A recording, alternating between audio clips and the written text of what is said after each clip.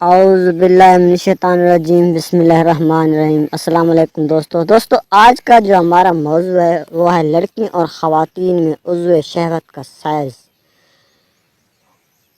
کا بڑا اور چھوٹا ہونا۔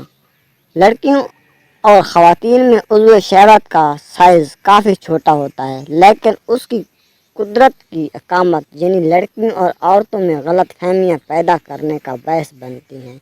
عضو شہوت عورتوں میں سب سے حساس جنسی عضو ہوتا ہے، اس لیے اسے عورت کے جسم میں سیکس کا مرکز سمجھا جاتا ہے۔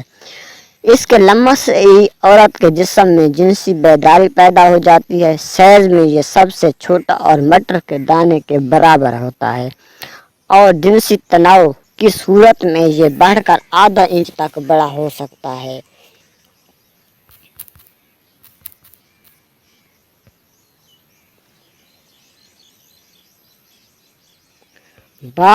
بعض جوان لڑکوں اور لڑکیوں کے عضو شہوت کا سائز عام طور پر کچھ بڑا بھی ہوتا ہے، اور جنسی تناؤ کی حالت میں یہ بڑھ کر 1 انچ تک بڑا ہو جاتا ہے۔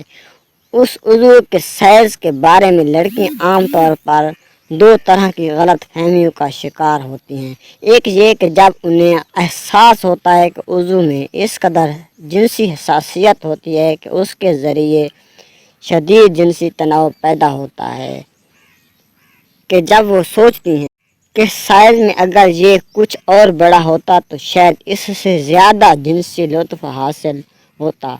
دوسری بات یہ ہے کہ جب کسی نوجوان لڑکی یا عورت کو کسی دوسری لڑکی یا عورت کے قدرے بڑے عضو شہوت کے سائز کا پتہ چلتا ہے تو وہ اس غلط فہمی کا شکار ہو جاتی ہے کہ سچ مچ اس کا عضو شہوت چھوٹا ہے، یا کچھ الزامات اپنے مرد پر ڈالتی ہے کہ اس کا عضو تناسل بھی چھوٹا یا بڑا ہو سکتا ہے، تو وہ اس میں غلط فہمی کا شکار ہو جاتی ہے، اور ہو سکتا ہے کہ وہ خود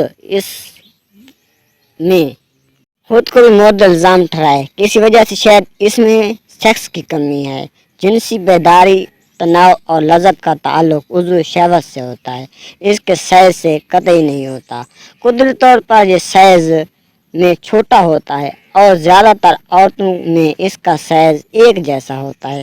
اس عضو کا سائز چاہے کچھ بھی ہو، اس کا آپ کے جنسی تناؤ، بیداری اور لطف پر کوئی اثر نہیں ہوتا۔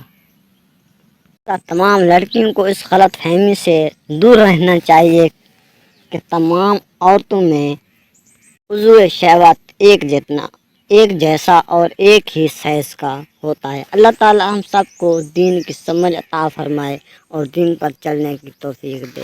اگلی ویڈیو تک کے لیے اللہ حافظ۔